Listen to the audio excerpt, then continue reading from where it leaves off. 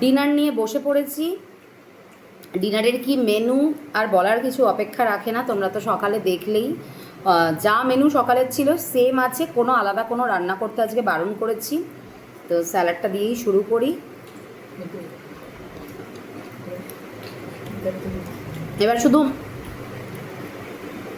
Byte নাও বড় বড় আর মুখে ঢোকাও নাকি। আজকে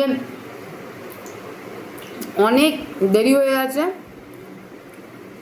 11টা বেজে গেছে।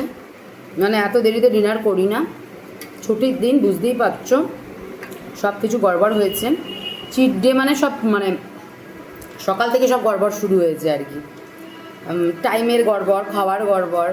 তো যাই হোক, আমি তো খাচ্ছি সকালের খাবার, কিন্তু তোমাদের দাদা কি খাচ্ছে দেখো, তার তো আর এইসবে হবে না। মানে সকালে রাইস খেয়েছে মানে আর রাইস খাবে না, সে কি খাচ্ছে দেখে নাও। এ কি শুরু করেছো তুমি? আরে মাংস ছাড়া কি লুচি জমে? শুধু পাগলামো তোমার। রাইস ফাইস তো দুপুরে খেয়েছি, বারবার কি রাইস দিয়ে মাংস ভাল লাগে? বাঙালি মানে লুচি আর মাংস। আর অলরেডি তো তোমার শেষ হয়ে গেল মনে হয় মাংস। তুমো কম্বিনেশন। চলো খেয়ে নি, টাটা। স্যালাড খাবে না? না, টাটা।